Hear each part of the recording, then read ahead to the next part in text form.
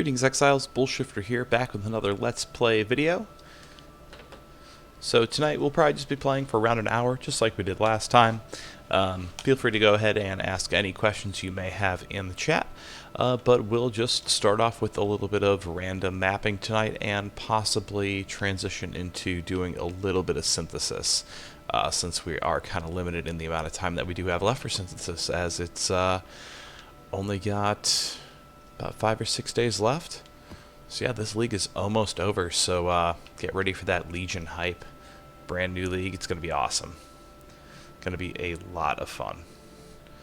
So we'll go ahead and... actually, let's use some chisels on this map. Hopefully get some better drops. So increasing the quality will actually make it so that our item quantity goes up as well. So it's just going to increase our chance of better drops. And, you know, we won't use an overchance. We'll actually elk this one to ensure that we have a rare map. So Rogue Exiles, will have to be wary of them. And then, let's see, we've also got critical strike chance, critical strike multiplier, monster's poison on hit, that could kind of suck. Elemental resistance, chaos resistance. So some of these actually aren't too ideal.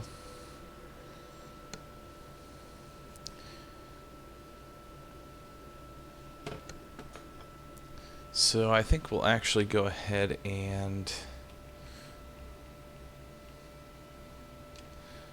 we'll use a chaos orb on this. We could also scour it down and use another orb of alchemy, but I think we'll just do it this way for now.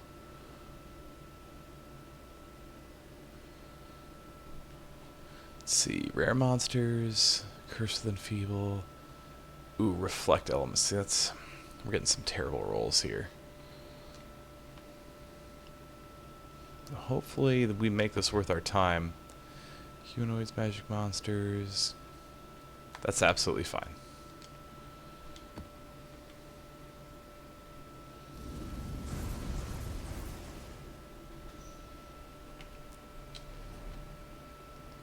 And away we go. So I think we'll run this map if we don't get any decent drops in this map when it comes to other maps. So if we have to start running some lower tier maps because we're not getting the drops here, I think we'll just go ahead and transition into a little bit of synthesis and run the memory nexus a little bit tonight. Just because I think it'd be a nice change of pace. It'd be kind of fun, and you know, in reality, we're only going to have so much longer to run that content anyways. I mean, we're going to be able to map in every single league that we play in, but we don't know if synthesis will ever come back since it's not being transitioned into the main game.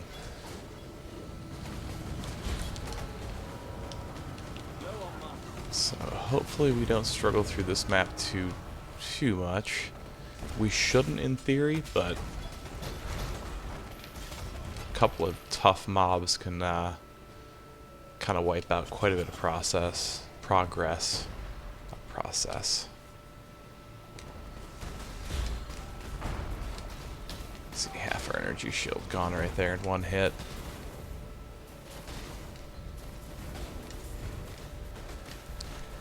But fortunately we do have energy shield leech on our winter orb, and then we've got life leech on our ice spear, which should keep our health relatively high as long as we don't get ourselves in too sticky of a situation. Shouldn't be anything up there. I should be keeping my winter orb up.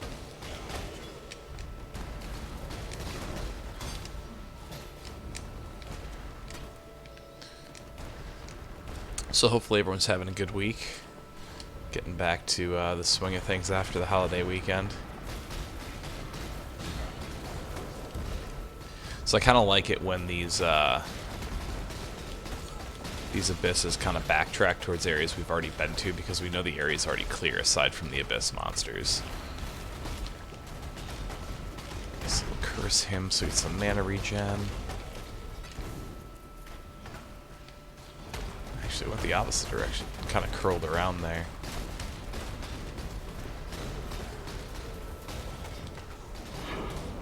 Spirit shield, that can be decent. Bullshifters here.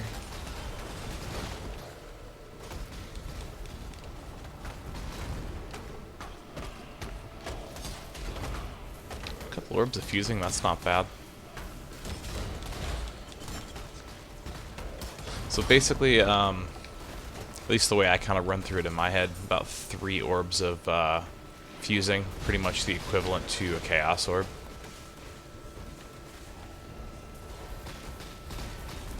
Thanks, man, I appreciate it. I'm assuming it's still not letting you change the resolution of the stream. It kinda sucks.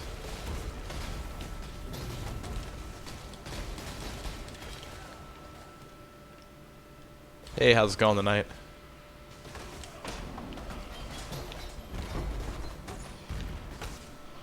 Ooh, got ourselves a 6-socket item.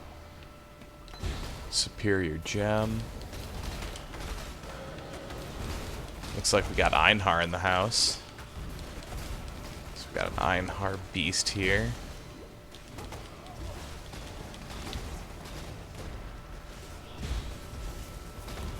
He hits like a truck.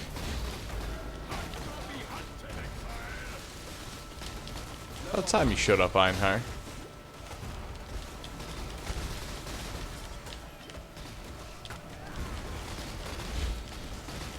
There we go. Should be captured now. Throw that great ball, Einhar.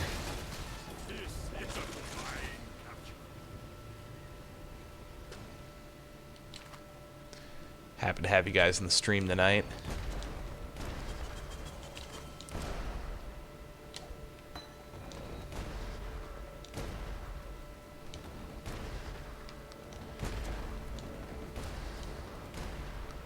Ah, there's our next area. So like I mentioned earlier, what I think we'll end up doing tonight is, just because I've been mapping quite a bit lately, I think we'll run this map, see what our drops are like, and then probably drop into some memory nexus. Yeah, it's weird. It's almost like the game can hear you. Just gotta ask for Einhar to show up. He will abide. He's the dude of the game. So let's see, 87%.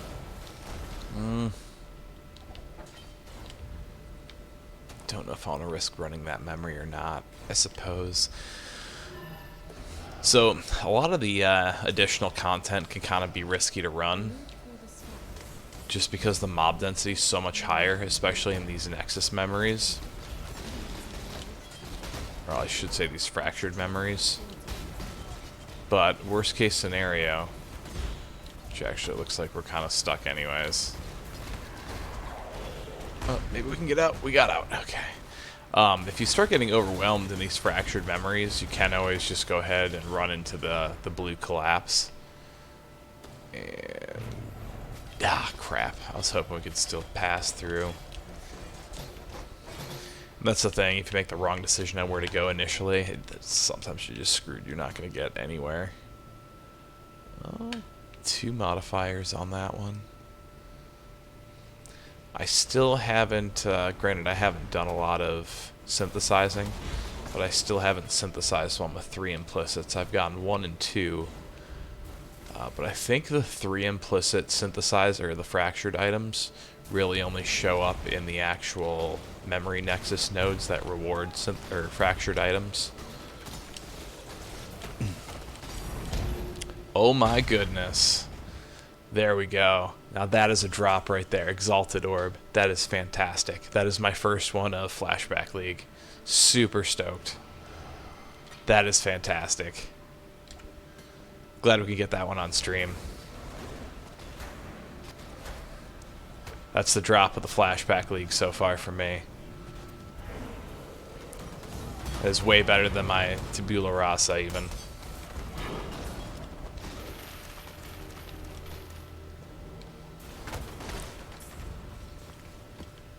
Yellow Ramparts map. This has been a good run.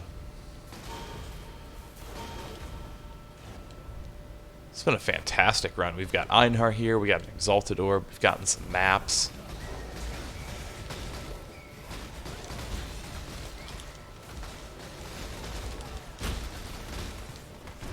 just not die.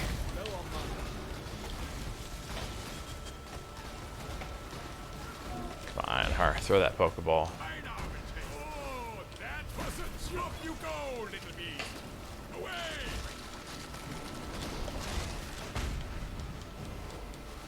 There we go.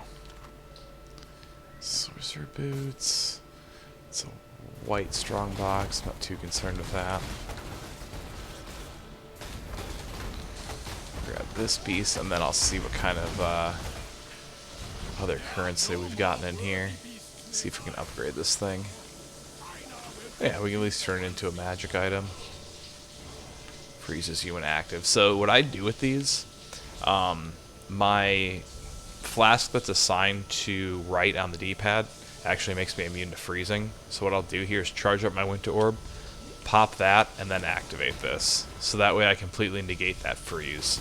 Because that freeze, it will kill you. Having to sit there for a few seconds without being able to attack, it doesn't work to your favor at all. You can have a pretty beefy character and just taking all those attacks and not being able to move, you're going to have a bad time. So that's something I actually haven't really talked a whole lot about, the different types of flasks you should be keeping on you. So a lot of builds, as they go on, you know, later and get better items and just don't have to sustain health and mana as much, a lot of people will typically drop at least the mana flask and only run one health flask. Some builds won't even run any. But what's more important than those actual, like, initial effects of the flasks are like the bonus effects of your flasks. So let's go to my inventory once, and you'll see, you know, recovery rate, that's nice and all. Recovery when low on life, that's decent. But like on this one, I have immunity to freeze and chill. Some other good ones to have are like immunity to bleed or removes bleeding. Just things like that that remove some of the status effects that you just kind of notice will end up killing you a bit faster. And one useful thing that Einhar can do for you when you're beast crafting, you can actually craft those modifiers onto your flasks. So that's something to keep in mind also, is you don't necessarily have to loot those flasks to be able to get those effects. You can always craft on top of another flask. So I would highly recommend it. It's definitely worth it, and it'll get you out of a real pinch real fast. So this map is actually almost done. And I really don't care if we get another drop in this map or not. After getting that Exalted Orb, I have no complaints whatsoever.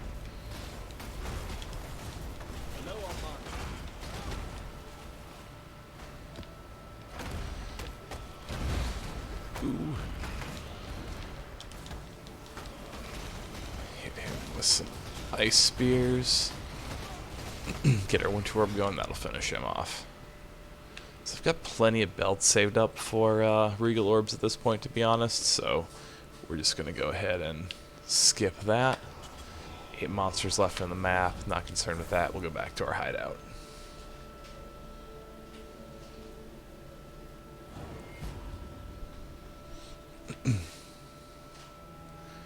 Mission complete, captured a bunch of beasts. So that we're literally just trading into get our jeweler's orbs. We can identify this. I think I might have one of those stashed away already. I do. 30 and 20, 30, 20, 28. This is actually a little better than that one is.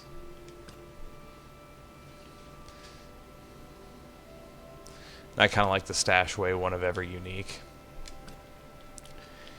And then we will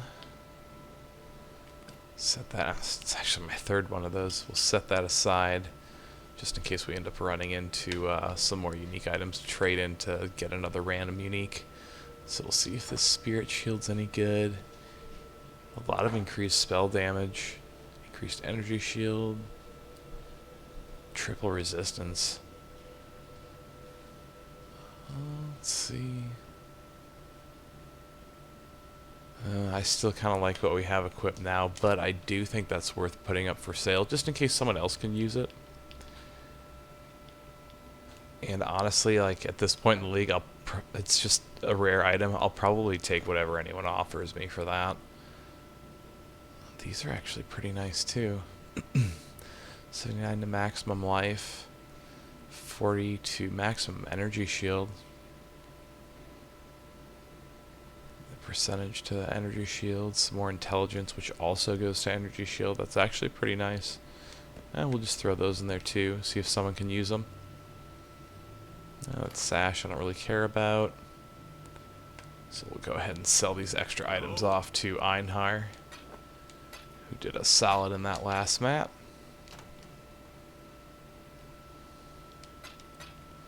Stash away our extra currency here. Super happy to have that Exalted Orb. Hey everybody, how's it going tonight? Glad to have you here in the stream.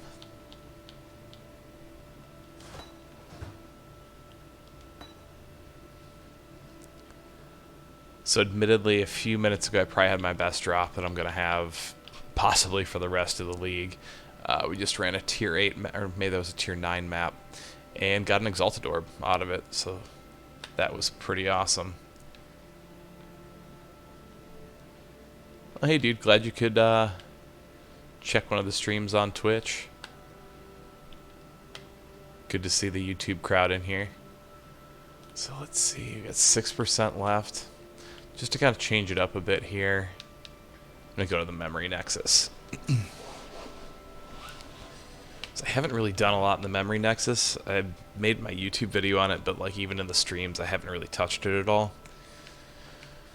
So I'm pretty sure I actually haven't touched it at all in Flashback League, so this should be completely bare. So we can go ahead and actually build towards some rewards here. This will kind of give everyone a good example of exactly how to build your Nexus too. So this here will give us a modifier, but we kind of want to build a bit first. So if we hit triangle, it'll actually let us go to our pieces here.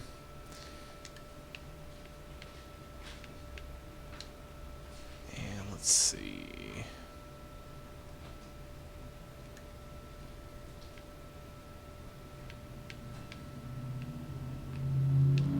What do we want to do here?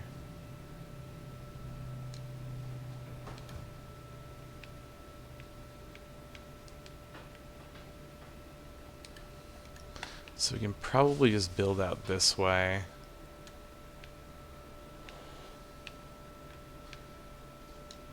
This one will actually work fine.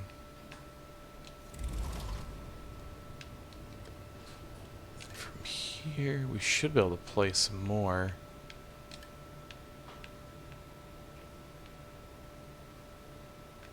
Oh, it's because those are dead ends. That's why it won't let us do that. So ideally, and we don't have any that go straight out either.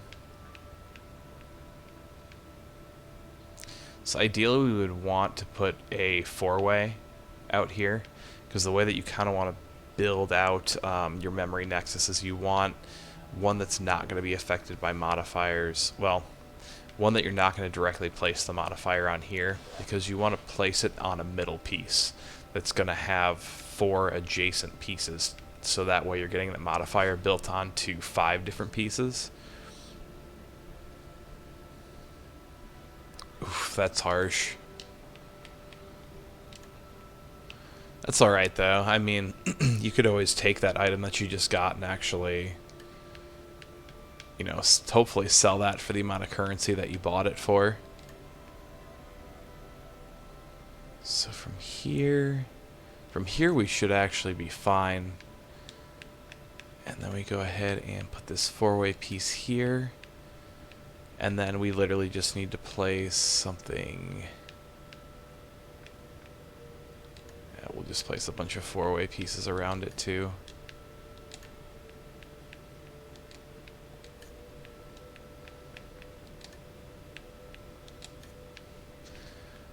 And then we can go ahead and build towards this modifier reward piece.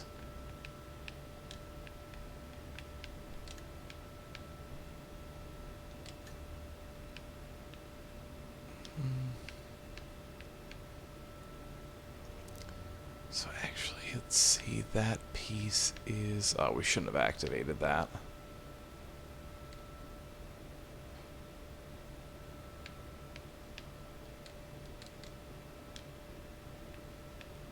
So now we don't have the proper memory to actually get to that modifier piece, so I kind of screwed that up, to be honest. Because that would have been a perfect piece to place there, too.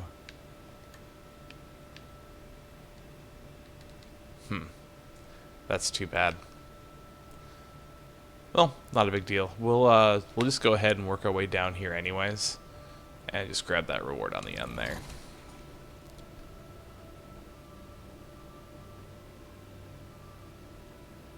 That might actually be my computer running in the background.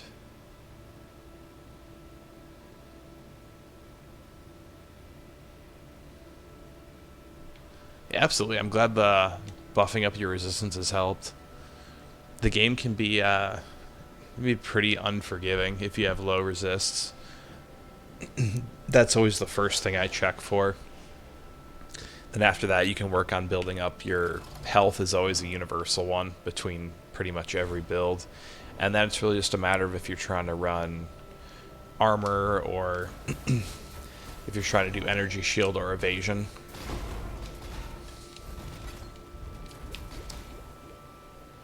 I'm not sure what's killing us here.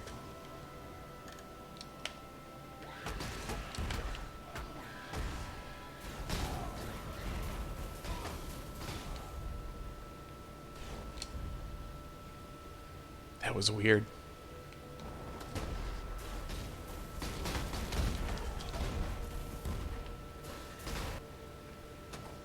Oops. Wasn't the ground? Huh, one of those enemies must have had some really savage bleed damage on us.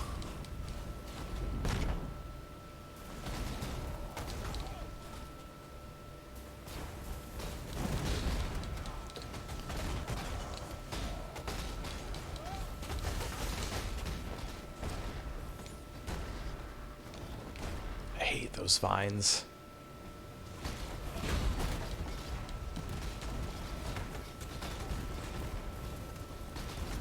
So this is a nice thing about Winter Orb. We move up a little bit and we're actually attacking stuff that's off screen before it can even get to us. If you ever notice one of those projectiles, like that giant fireball that just came at me too, basically my way of countering those is to stop for a second to kind of trigger it into exploding and then just getting out of the way. So I think this is, yeah, it's got to be the correct direction. So if you don't actually have a memory placed and ready for that, it won't even open that little pathway that it did right there.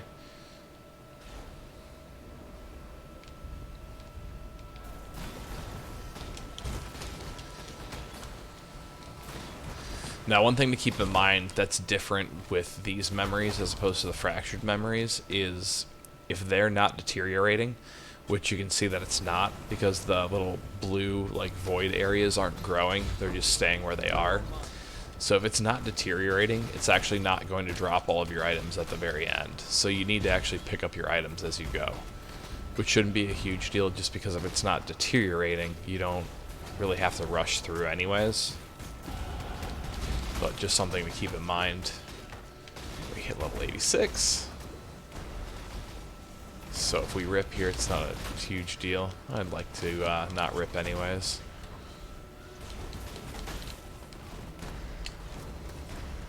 Pick up that diamond ring.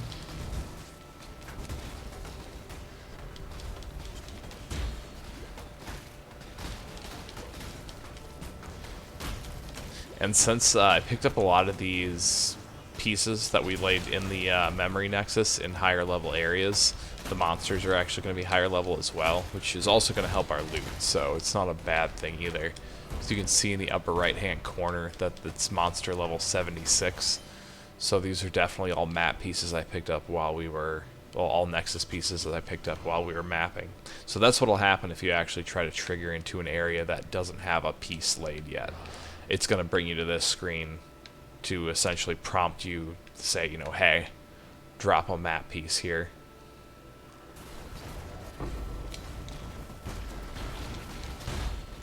Ooh, that got hit hard. Now, one thing to keep in mind too is as long as you backtrack through your maps in a reasonable amount of time, I would say between about 8 to 10 minutes, the instance won't reset, so it won't actually count as one of the charges on your Nexus piece. So we kind of clear this area out. I'll show you exactly what I mean on the map. Just wait till our Winter Orb stops firing here. Ooh, what dropped over here? Cartographer's Chisel, that's nice.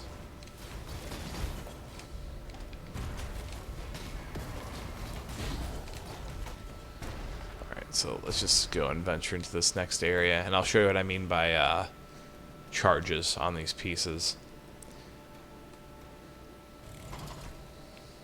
So when you go to the memory map, there'll be that little number that's underneath each piece of these maps. That's how many charges are remaining. So the piece that we're going into is it's a reward node, and basically this one's always going to start deteriorating. So if you look around the map, you can see that all the reward nodes, which are just the little map pieces with the icons above them, they all only have one charge. I'm yet to see one that has more than one charge. I think that's strictly because of the fact that these typically give, you know, pretty sizable rewards compared to other pieces of the map, unless you stack a bunch of modifiers, and you know, that's kind of a different case, and that takes, you know, a little bit of meticulous setup to get anyways, so you kind of have to work towards that. Yeah, we'll go ahead and run this map. This one is going to deteriorate, so we do need to pay attention to what we're doing here and try and move through quickly. It'll even tell you right there, decay starts on interaction, so we know that as soon as we hit X there, we're going to start to see decay just like we would for a fractured memory. So we're going to want to go ahead and try and rush through. Oh, we just got rubber band lag killed. That sucks. So that happens, and it's kind of annoying because, honestly, I don't know how we could have not died there. Yikes, look at all that fire.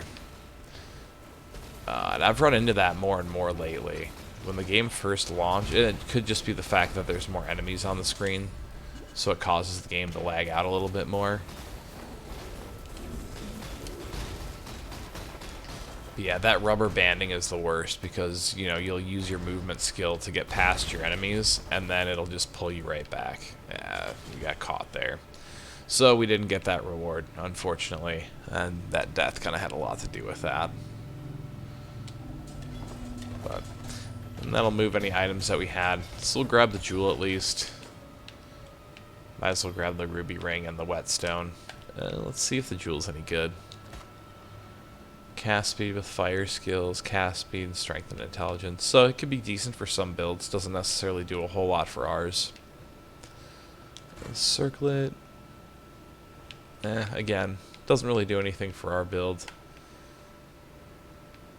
Now one thing we can do here so we're not using charges on these other maps that we've set up here is we can hit R1 to go back to the Nexus. That'll just set us up a portal. And that way we don't have to go back through those maps again, just because at this point it's been a few minutes since we've been through here, so I guarantee at least this one is going to start to decay if we head in there. And it'll even tell you at the bottom that it has one charge left and it'll start to decay upon entering. So those maps we'll want to avoid until we actually get through there. Yeah man, thanks for popping in, hope you have a great night. Unfortunately, I know how that game works. I also work pretty early in the morning. So we'll drop off some of our currency. This only has one modifier, so we'll probably just sell that off, to be honest. And we don't even really need to keep collecting rings for our Regal Orb recipe, because we've got plenty saved at the bottom. These I typically save a lot of different jewelry pieces for, just because usually those are a bit more difficult to come across. So we'll just sell this off to Zana. We don't really care about it. And we got some alchemy shards, 4 of them out of it actually. Oops, gotta go back to the currency tab for that.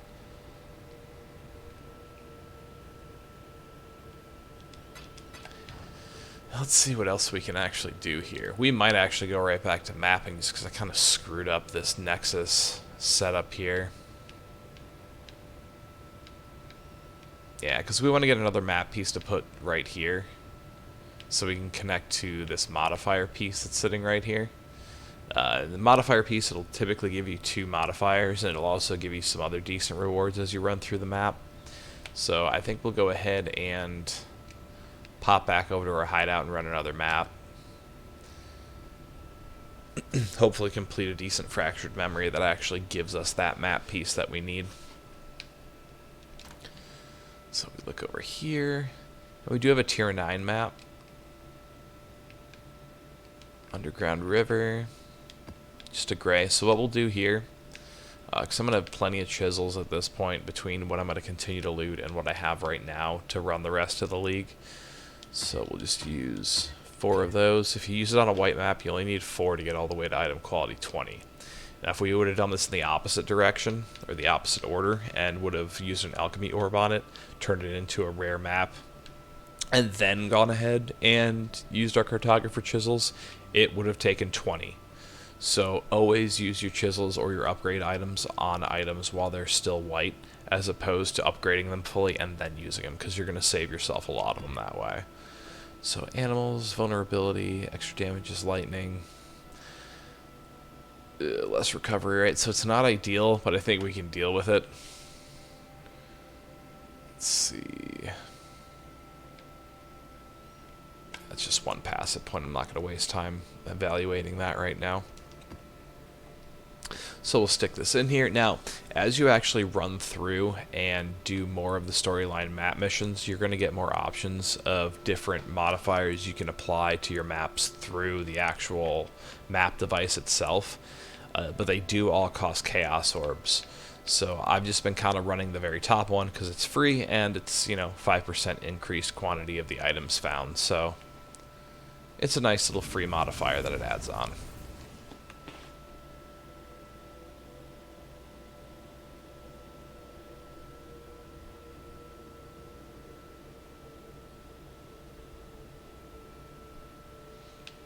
No, thought we actually ran through the portal, but apparently not. So right here, this loading screen will actually tell us right off the bat that we're going to enter into either Elder or Shaper influence map. And we'll be able to tell by what's sitting on the ground whether it's Elder or Shaper. So if it's Elder, we'll see kind of like that galaxy star background in patches on the ground. And if it's Shaper, we'll see like tentacles coming out of spots in the ground.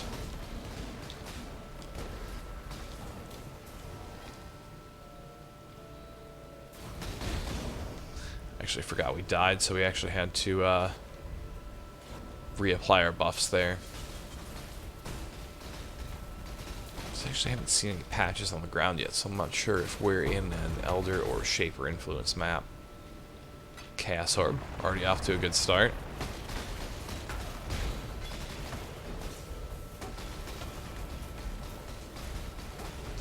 So these abysses I like to move somewhat slowly through, because stuff like that happens. You just randomly get hit by the rare enemies that are there super hard. And they'll kind of spawn right below your feet.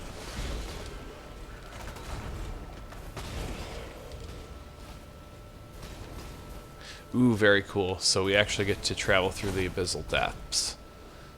This happens every now and again when you complete an abyss. Typically you're going to get that trove, but every once in a while you'll actually get to traverse the depths. So again, something cool that actually happened to us on the stream tonight.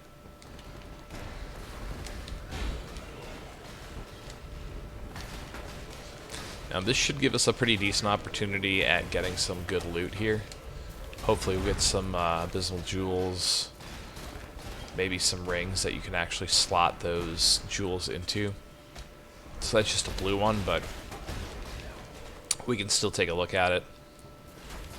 Now, just to clarify, those little tentacles that you saw coming out of the map there, those aren't the same ones that are going to signify whether this is an Elder or Shaper map. So, Superior Gem, those are always good.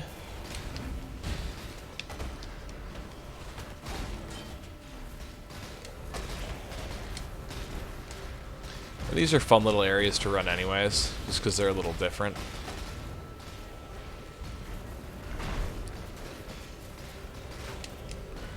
And just kind of the idea of coming underground into a whole other map is pretty cool in itself.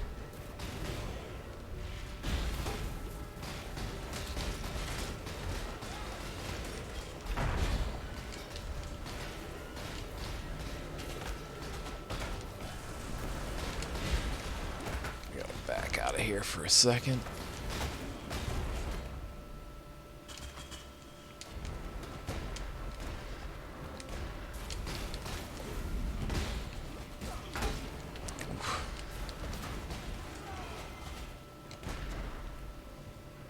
A lot of these enemies we're running into, the golds anyways, just hitting like Mack trucks. So he's going to try and pop out on us here. Did we actually kill him? Oh, we might have finished him off and I just didn't notice.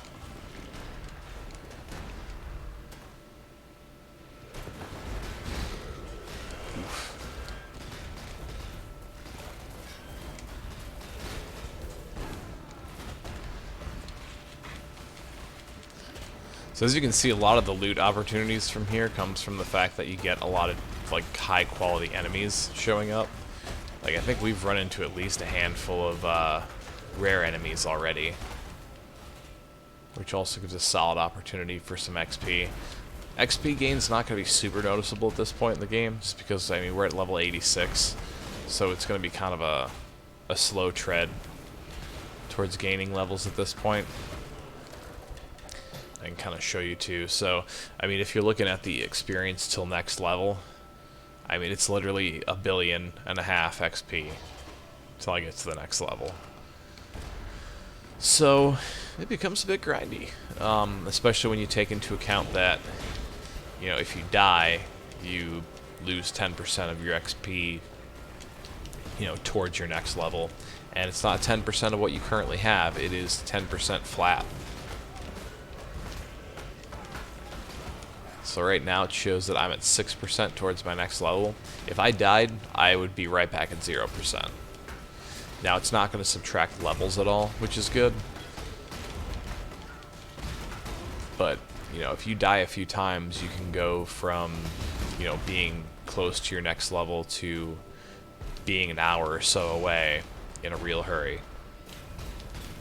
So that's why at this point in the game, especially considering I don't have a lot of the gear that I need for this character, I don't really rush through things all that much. The risk versus reward of dying, it's just not worth trying to zip through this map.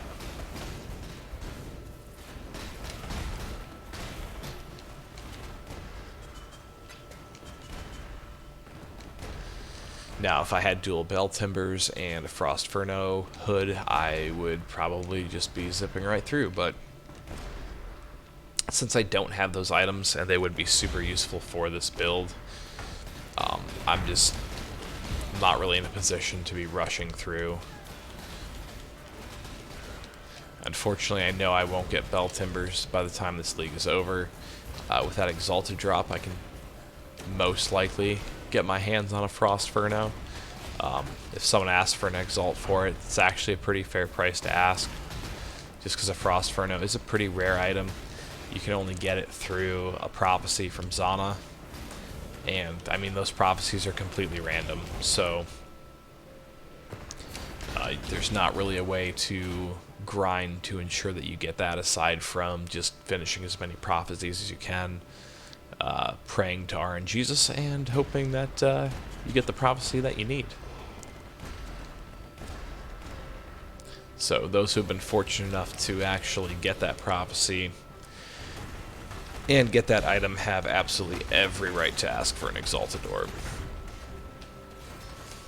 Sometimes, like if it was early league, it'd probably be worth even more, but since we're sitting with less than a week to go, the prices kind of go down, just because at this point a lot of people aren't trying to grind anymore.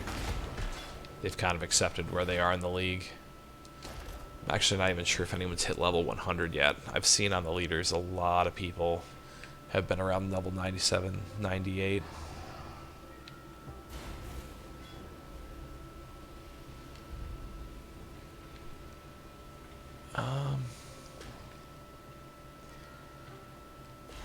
I'm not sure what you mean by silver. You mean like your Parandus coins? Or just like different currency in general? Because, I mean, it may not affect you in this league, per se, but if you do plan on continuing your character on in Standard, or if you plan on playing any characters in Standard, all that stuff's still going to move over to the Standard League with you. So you don't necessarily have to get rid of everything. I'm not super concerned with keeping a lot of stuff for Standard, just because I'm typically, you know, playing the different league content. Just the way that I prefer to play. But, I mean, if you want to stock up on some, oh, that's what you meant, the silver coins for, prophecies. I usually spend through them, to be honest with you, just to max out how many prophecies I have going. Just because that way, I mean, you can get a lot of random rewards through prophecies, so you're kind of, you know, maximizing that way.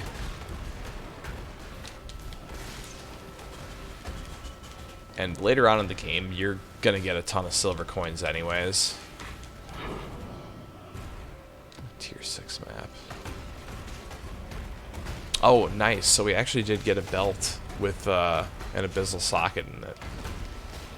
So that's super cool.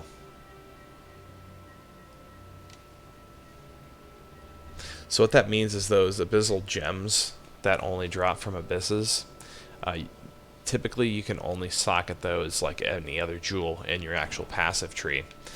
But that actually gives me a socket to throw one of those jewels into my belt.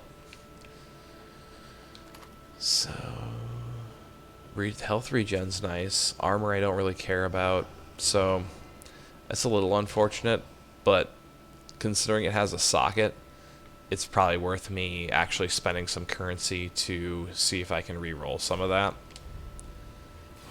Because ideally for this character, what I'm looking for, my resists are pretty well set with the equipment that I currently have, and I don't think my current belt, I suppose it gives me some, actually gives me lightning and cold resist, but you can see from my character that I can afford to lose some cold resist. I can actually afford to lose 40% of my cold resist. So that's actually a wasted stat on here. I don't need that at all. So all I'd really be looking for is max life, energy shield, and lightning resist. The stun and block recovery is okay to have. I don't really care about it. The increased flask and mana recovery rate, again, kind of useful, but not something I really need.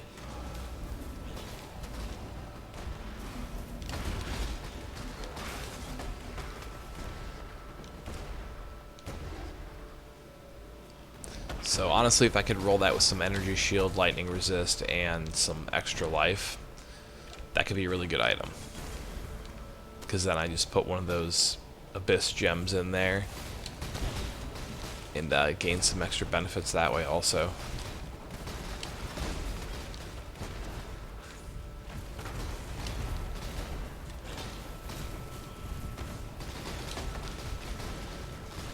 So it looks like that must be a Harbinger. Yeah, it's a Harbinger over there.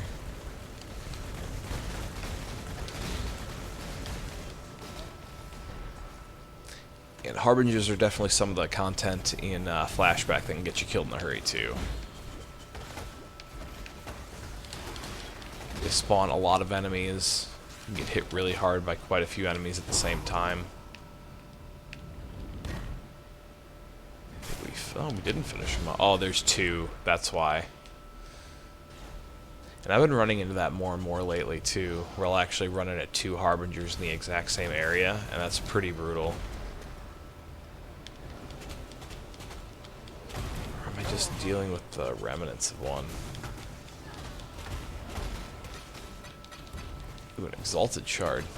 So we've gotten an Exalted Orb and an Exalted Shard tonight. Not bad at all for about 45 minutes in.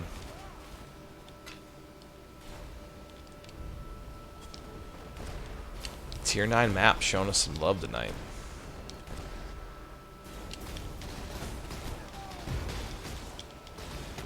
Can't tell if it's just a blue pack or if we have... Yeah, it's just a regular blue pack.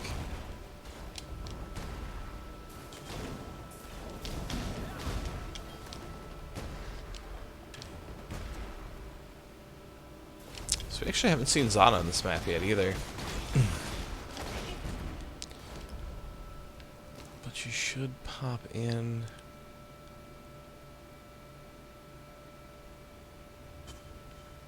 Yeah, I don't see it in the modifiers, but she typically shows up in every map. So here we have another Harbinger.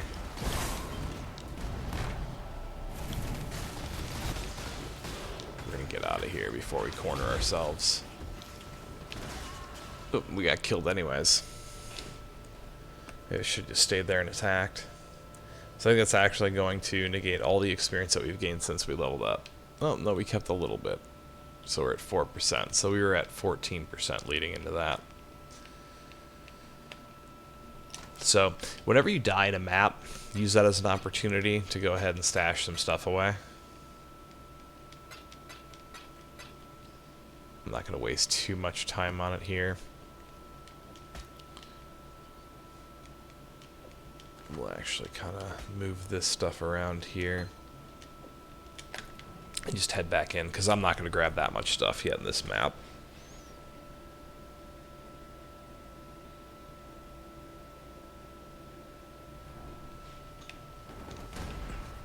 Yeah, like I said, you know, those Harbingers, they can be pretty unforgiving, and you can die pretty fast.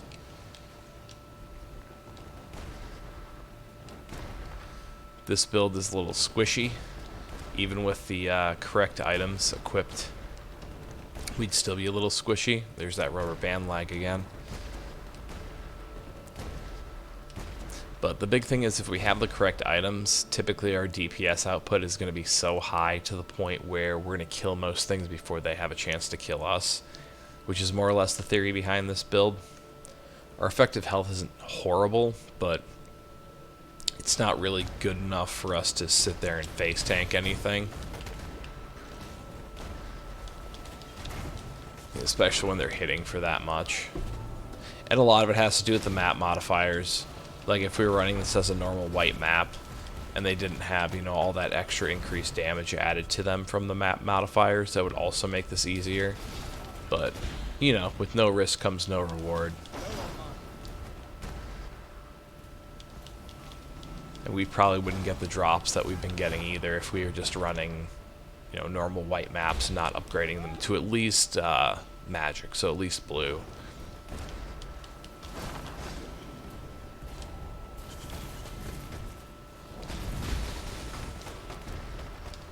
So let's go ahead and throw some ice spears, hopefully finish this guy off. And we did. So yeah, we got some chaos shards, alchemy shards, unique. Sucks that we ripped there, but I mean, it is kind of our only legit rip of the night, because our first one was up with kind of some petty lag. Still loses us that XP, but I don't feel too bad about dying from lag, just because there's not really a whole lot you can do about it. You just kind of shrug your shoulders and move on. So a couple essences from them. There's Zana. I was going to say, I'm assuming we'll run into her soon. I'm willing to bet this will be a 4-way map just because of where we are. That's usually the case. So yeah, it is. And you can tell by, it says repair the memory stabilizer 0 of 4. So this first one we touch is going to be the first one, and then there'll be 3 more. And they'll always be in like that cross shape. So it's coming from the left. So we're going to head down the middle first.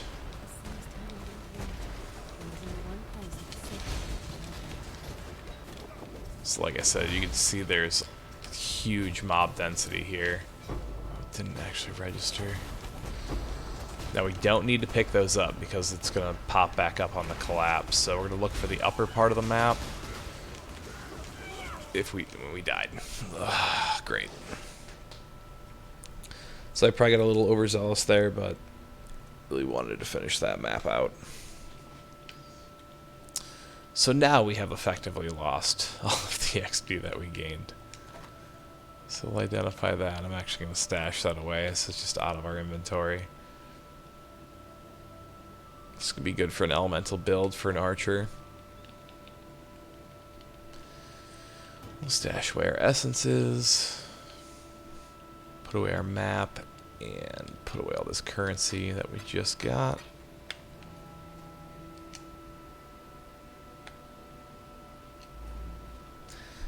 So that's kind of unfortunate.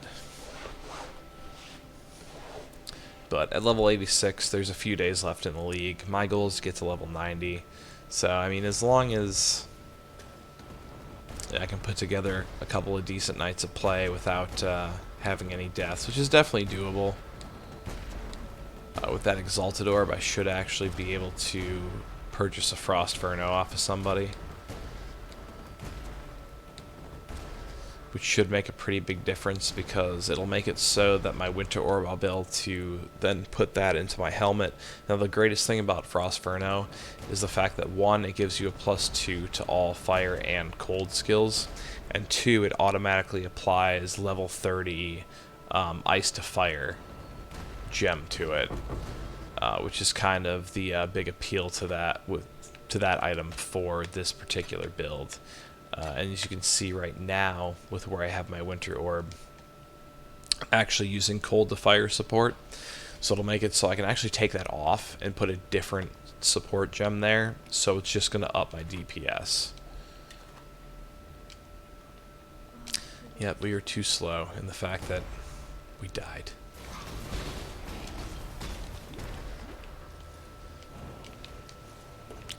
Trying to see what map modifier do we have in here that's... Oh, it's all that extra lightning damage from our enemies, because lightning damage is actually the one resistance I don't have capped out at 75. I have it at 71. So it shouldn't make a huge difference, but it's still 4% more damage that we're taking.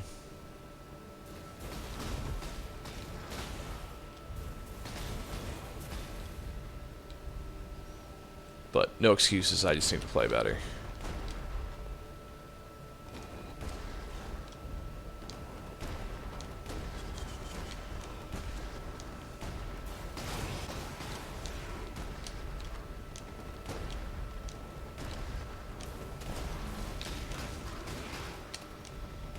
So that's the one big thing I haven't been doing a whole lot of. I haven't been moving around as much as I should. I've been relying on my Ice Spear a lot more than my Winter Orb. And your Ice Spear is really supposed to be meant for elite enemies and bosses. And your Winter Orb's kind of supposed to take care of the rest.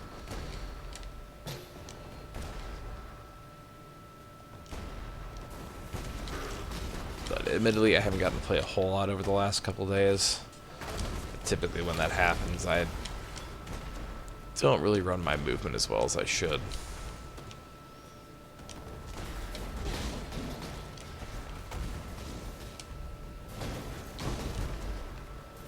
Follow Orb, that's nice.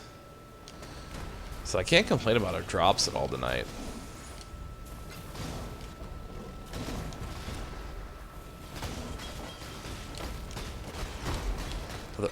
Dang, another Val Orb. So this will bring us to the arena, so we'll actually fight the boss of the area.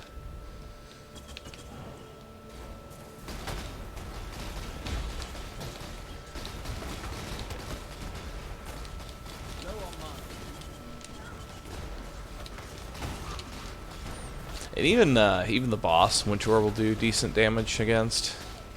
But our Ice Spear just has so much more DPS. That's why it's ideal for bosses. They just have a much higher health pool.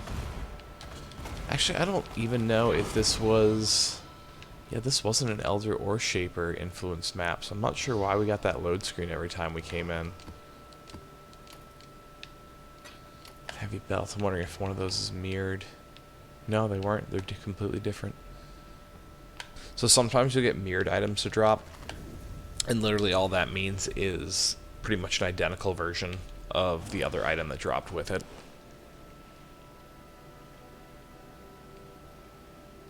So we can honestly just identify these. Max life is pretty nice, but it's really the only stat we'd use there. And that's a really low max energy shield roll. Yeah, tier 10. So tiers work in the opposite way. The higher the tier, the worse of a roll it actually is. So tier 10 is pretty awful. Increased trap damage. Won't use it, but we'll keep it. Don't really care about that either. Oops. Did not mean to move all my portal scrolls over here. We'll just grab about 10. We're not going to need more than that anyways. That was weird. There we go. Kind of stuck there for a second.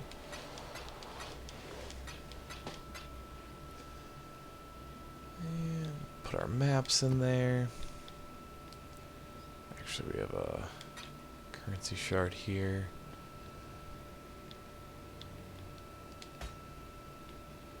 And this is where I've been storing the gems, so that should be plenty for there. Let's go ahead and actually run one more map here. So we're out of tier 9s, unfortunately. We did pick up a tier 10. And it's one we actually don't have the bonus for. So let's close out the night on a tier 10 map. We'll definitely use some cartographer's chisels. I think the highest tier I've completed with this character so far is a tier 11. Tier 9 was a bit of an anomaly. I usually don't run into that many issues. So we don't want elemental equilibrium. That's going to throw off everything. So we're going to re-roll that map. Feeble, -6 to our resists. I actually don't mind that too much. Area of effect, that's whatever. There's not really a huge increase to our enemy's damage there, so we'll run that map as is.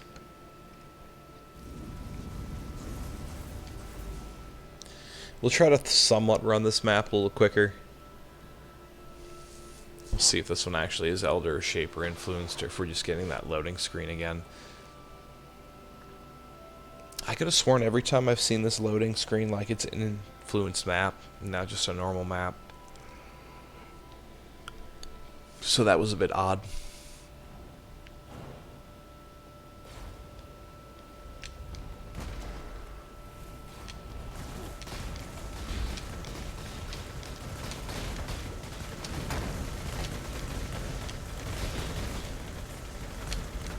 So the biggest reason why we don't want elemental equilibrium is because we're strictly running fire damage. So as soon as we hit with our fire damage, like, we're going to up their resistances towards fire damage. And that is the one thing that we just absolutely don't want.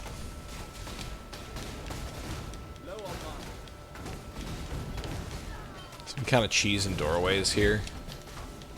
It's a good way to do damage while avoiding damage.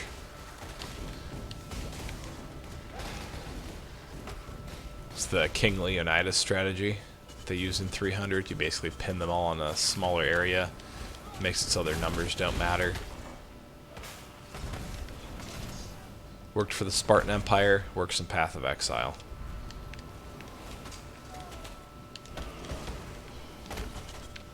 So not too many great shard drops there, which is fine.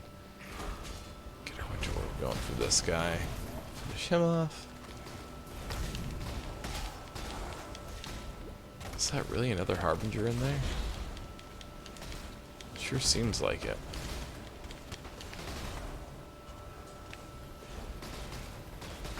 Kind of smack them with the Winter Orb as they come out.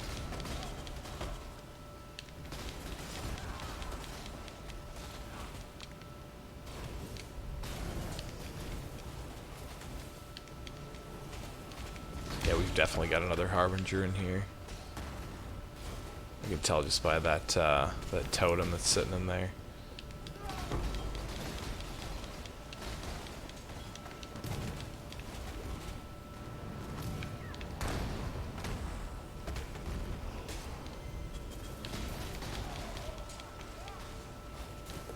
Divination card, those are always nice.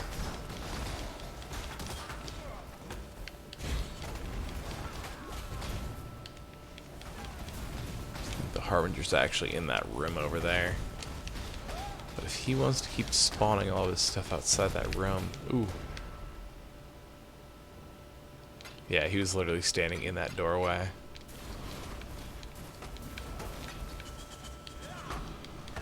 But I'd be surprised if we run into a third. Unless, 2 extra Harbingers, so we may actually run into one more.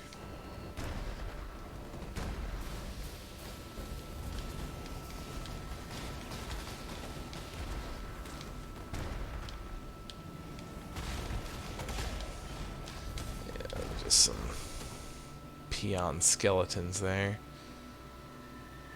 That's probably just a stairway. I don't think that's actually the arena. Yeah, so this actual map has multiple layers to it. So we'll go ahead and clear out this top area first.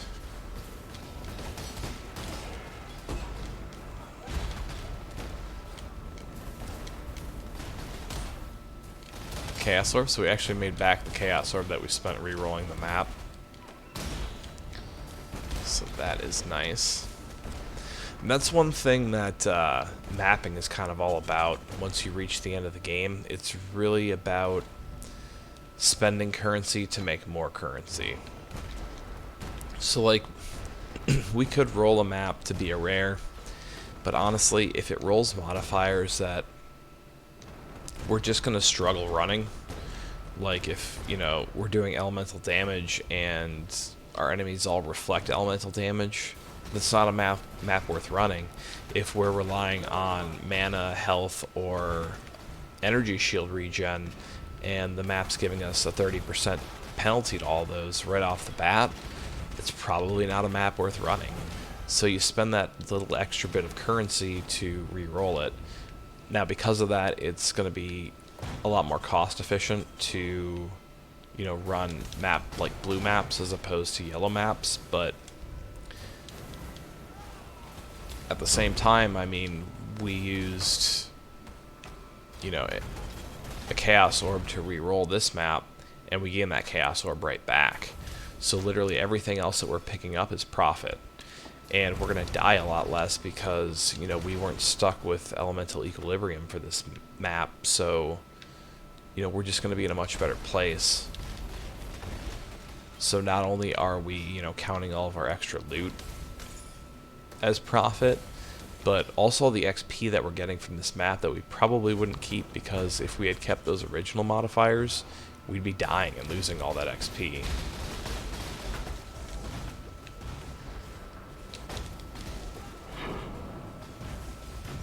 You know, and not dying is never a guarantee. Just because you roll good modifiers on a map doesn't mean you're not still going to find yourself in a bad spot, but it just lowers the probability.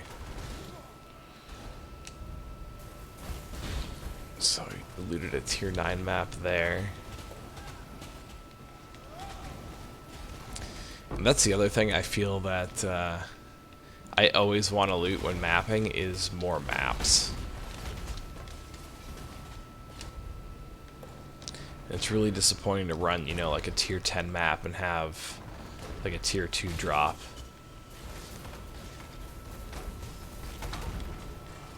Because you want more of those high tier maps to drop so you can continue to run them.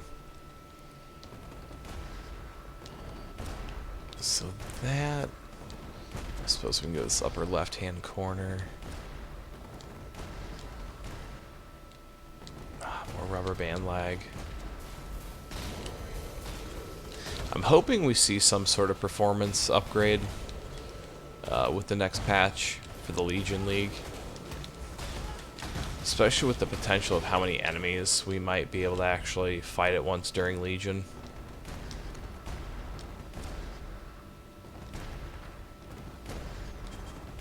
Because I can't imagine the frustration for people who play Hardcore League with some of that rubber band lag.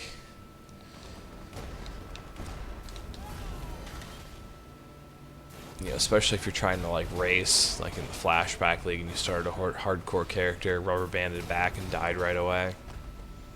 Or worse yet, got to, you know, like level 40 and then died.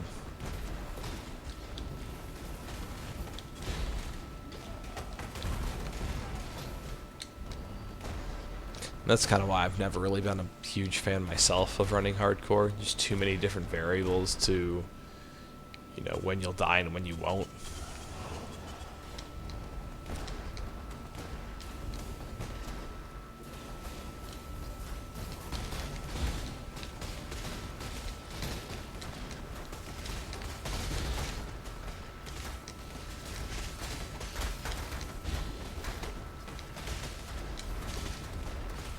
So this is kind of another thing I like to do with this build, is just kiting around walls.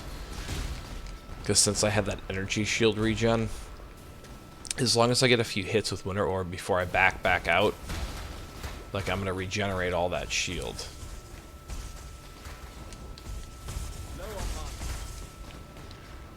These totems suck.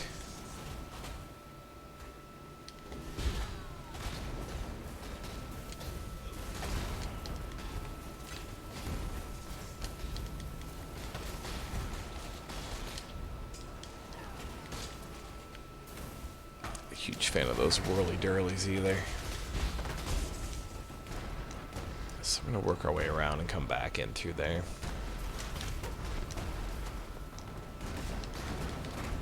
So here we've got a Parandus Horde. Ooh, complete with an elite enemy. So we need to clear ourselves an escape route here. I don't know if we're going to be able to do it. Right as he was charging to bear down with his hammer.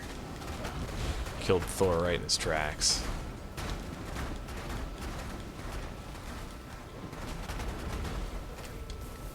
So these Parandus Hordes can actually do a decent amount of damage too, but I think they're a lot more manageable than the actual Harbingers. There's our reward chest.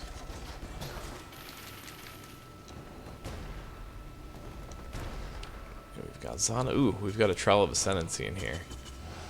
Really hoping. I need one more for this character.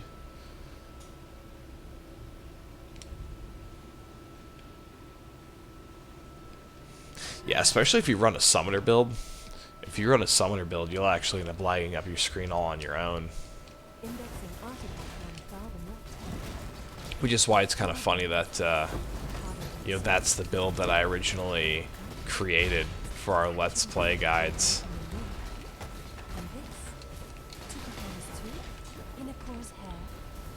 And we didn't rush through here quick enough. We're going to charge down these stairs, but it's going to close.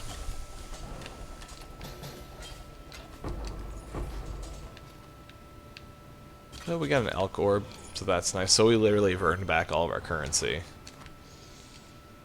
It tells us we're too slow. So the Trial of Burning Rage, I'm pretty sure I've done this one already with this character, unfortunately. Yeah. So I see this very first Trial of Ascendancy, and then I can run the last Labyrinth. Now, when you've completed all your Trials of Ascendancy while mapping, like, you can still go through these and grab the currency that you have to pay to actually be able to run the Labyrinth for the final tier. But at this point, it's not worth it for me because I've already got 5. I think I ran one extra one, so I think I have 5 or 6 of those, and I still can't run the lab, so I'm just waiting for that last trial. You'll be really surprised how quickly you're able to actually add more extra minions onto the screen with the Necromancer. Just because there's gear that'll help you do it. There's quite a few different nodes in the passive tree. And when it comes to actually building a Necromancer too, those little quick searches on the passive tree are going to help you out tons. Just because there's so many nodes that, like, you're just not going to need to use. Like, attack speed and, like, most of the attack damage nodes, like, wow, that was some weird lag. Most of those aren't really going to do anything for you. You're just going to be looking to build up your own health, build up your minions' health and your minions' damage, potentially your minions' speed. I mean, that's really about it. You're looking for stats for your minions and for ways to make yourself just more tanky in general. But there are a lot of different nodes that'll give you additional zombies and additional skeletons, so definitely keep an eye out for those. and kind of build towards those nodes, just because that's the quickest way for you to build your DPS.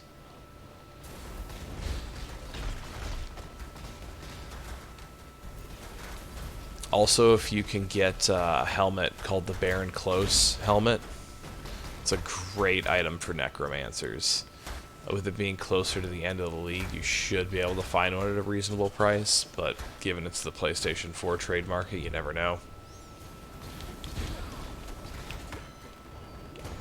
It may still cost an arm and a leg.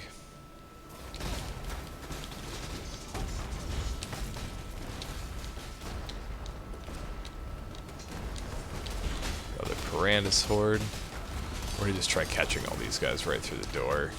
Oh, I hate those little electrical guys.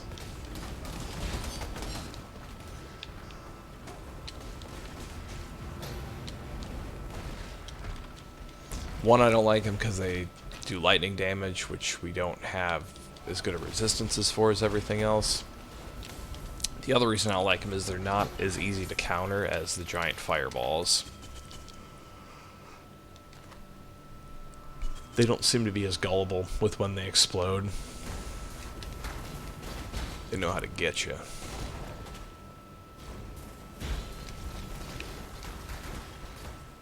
Ah, that rubber band lag.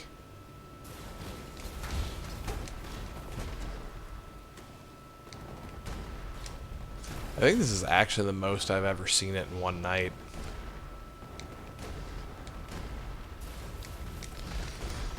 Granted, like I said, we looted an Exalted Orb off the ground tonight, so we could literally die and not have any XP, and I would still consider this productive.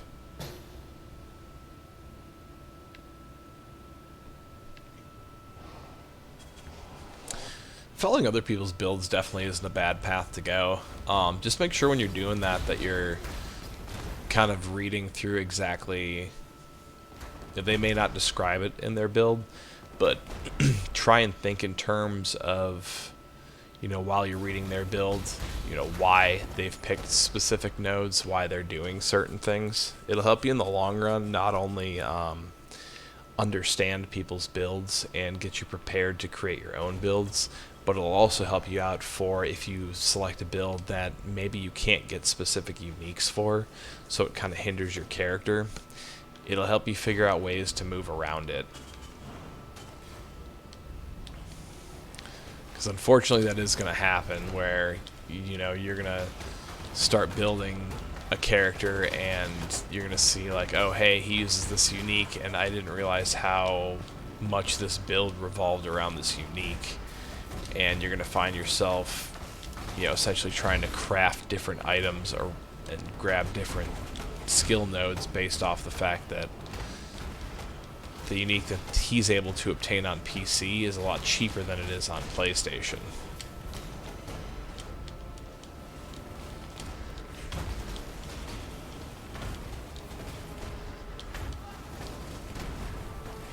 But I mean, as long as you really evaluate the builds that you're choosing and paying attention to why they do what they do, you're just going to learn a lot about this game over time.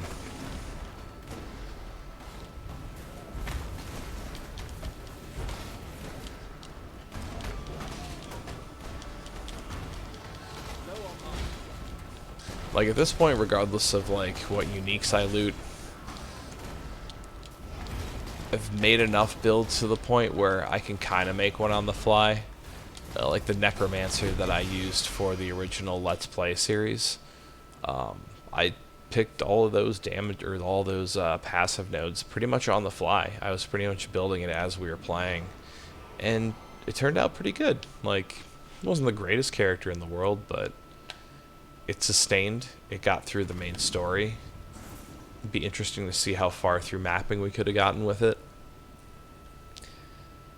But I will admit that summoners are some of the easier characters to build on the fly, just because, like I mentioned earlier,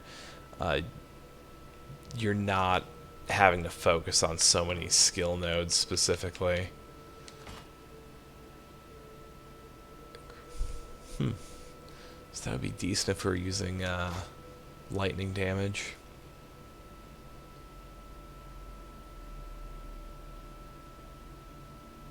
That's actually a decent little shield too. That'd be really good for a melee user. Wow, 21% increased fire damage. We don't actually use attacks technically, so that wouldn't quite help us out there. It's not a bad little amulet though. So I've definitely found some pretty decent items while playing tonight. Just nothing particularly for our build. But as you can see, like, there's a lot of really random things that kind of affect how well you can actually run a map. Like, we ran a tier 9 and we died a couple times, where just now we ran a tier 10 and we didn't die. The modifiers are really important.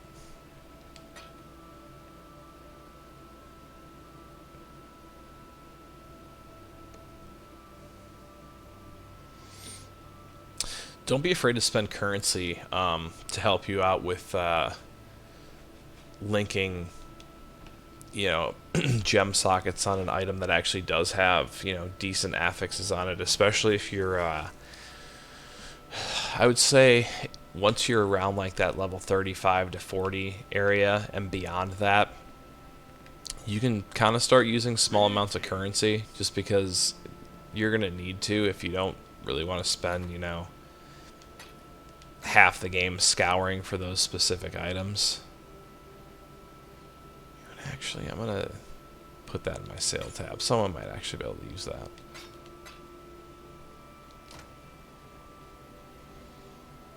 Because, like, as you can see later on in the game, you're going to run into plenty of jeweler's orbs. And every time you run into a item with 6 sockets and you sell that off to a vendor, you get 7 jeweler's orbs. So you're going to run into a ton of them later on in the game, so you don't really have to stack them too much now.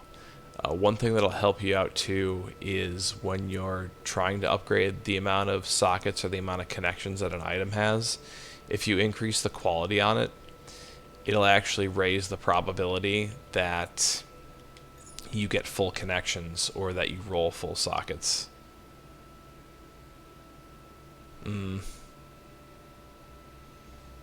As you can see, I burned through quite a few of my chromatic too, just through crafting. And at that point, you're really... One of the best things to do at that point is to just keep running through areas and picking up all the different chromatic items that you pick up, that you can find. So like even one like this, it's got a blue, a red, and a green that are all connected. So if I weren't using this pair of boots, I could always sell it off to a vendor and it would give me a chromatic orb. So it's not just items that only have, the red, the blue, and the green all attached. If it has other ones that are attached to it as well, as long as those 3 colors are all there and all 3 of those are attached, it'll get you a chromatic orb. Nope, you're right, it's called a chromatic orb. The ones that change the colored sockets in your items. I mean, to be honest, that's a balancing act you're going to play a lot.